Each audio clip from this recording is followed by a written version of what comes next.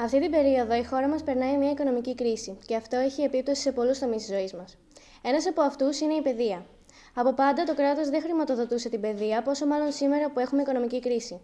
Όλα έχουν μειωθεί. Οι δάσκαλοι στα σχολεία απολύονται, όπως επίσης έχουμε ανεπάρκεια βιβλίων. Το κράτος δεν ενημερώνει έγκυρα τους καθηγητές για τις καινούργιες μεθόδους διδασκαλίας, γι' αυτό όσοι έχουν τη δυνατότητα καταφεύγουν σε φροντιστήρια και άλλου είδους εξωσχολικής βοήθειας.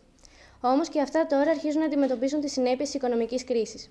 Επίσης, οι περισσότεροι δεν έχουν την ευκαιρία να ασχοληθούν με ένα άθλημα ή να αρχίσουν κάποιο μουσικό όργανο. Γι' αυτό τα σχολεία πρέπει να καλύπτουν αυτές τις ανάγκες των παιδιών.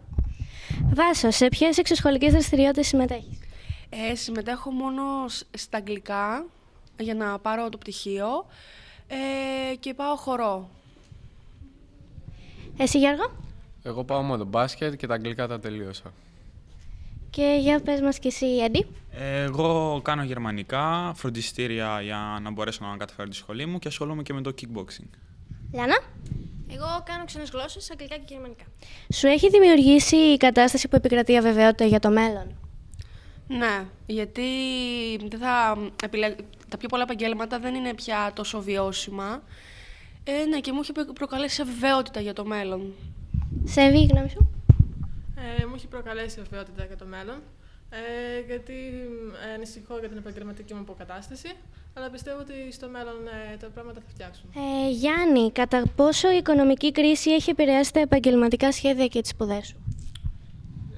Η οικονομική κρίση που υπάρχει τώρα στην Ελλάδα έχει αλλάξει τα σχέδιά μου για το μέλλον.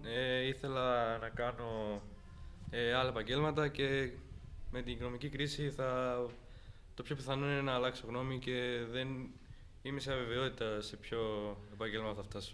Και εγώ το ίδιο, δεν ξέρω ακόμα. Είχα κάποιες επιλογές στην αρχή, όμως έτσι όπως είναι η κατάσταση στην Ελλάδα, είναι λίγο δύσκολο να πάω σε αυτή την επιλογή που ήθελα. Γιατί βλέπω ανθρώπους που έχουν σπουδάσει αυτό το αντικείμενο και δεν έχουν δουλειά, οπότε εγώ δεν έχω προοπτική. Αποτέλεσμα να προσφύγω σε κάτι άλλο. Εμένα δεν με έχει επηρεάσει καθόλου, θα ήθελα να πω. Κυνηγάω αυτό που ονειρεύομαι μικρός. Αυτό ήθελα να γίνω και δεν αφήνω μια κρίση να με εμποδίσει. Ίσως να είναι δύσκολο όταν βγω στην αγορά εργασίας, αλλά προτιμώ να το παλέψω από το να αλλάξω το όνειρό μου.